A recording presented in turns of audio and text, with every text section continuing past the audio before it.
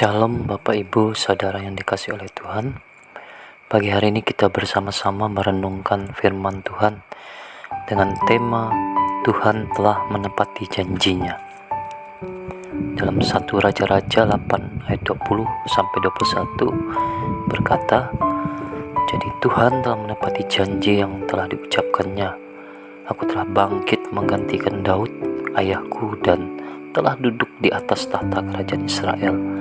Seperti yang difirmankan Tuhan, aku telah mendirikan rumah ini untuk nama Tuhan Allah Israel dan telah menyediakan di sana tempat untuk tabut yang memuat perjanjian yang telah diadakan Tuhan dengan nenek moyang kita ketika mereka dibawanya keluar dari tanah Mesir."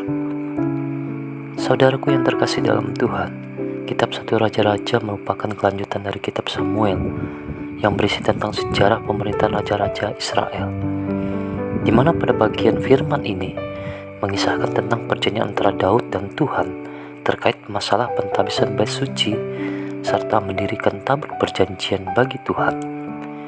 Dalam hal ini Tuhan memberi perintah kepada Salomo, anak dari Daud, untuk mengadakan dan meneruskan serta mendirikan rumah Tuhan bagi umat Israel.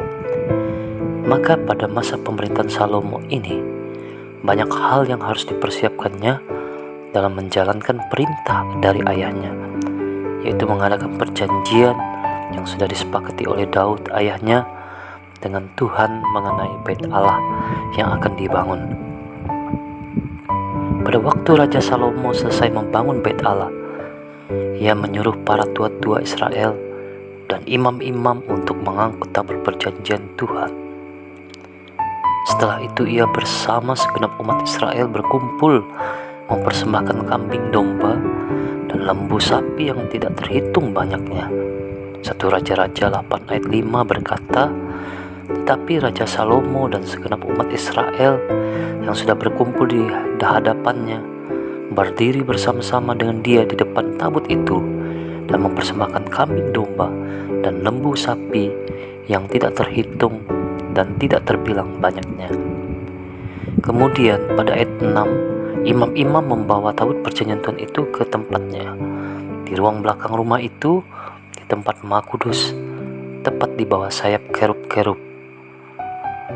Kerub di sini berbicara tentang apa, saudaraku?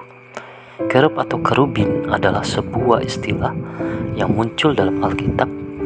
Misalnya pada Keluaran 25 ayat 18 sampai 22 dan Yeskiel 28 ayat 12 sampai 15, yang artinya adalah kedudukan yang sangat tinggi atau diurapi dalam pemerintahan Allah.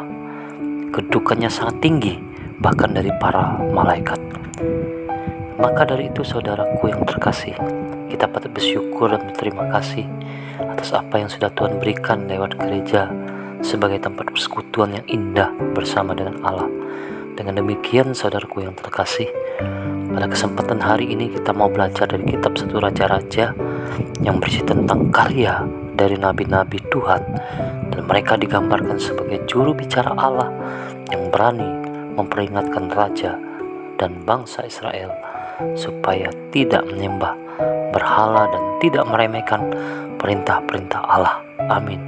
Tuhan Yesus memberkati.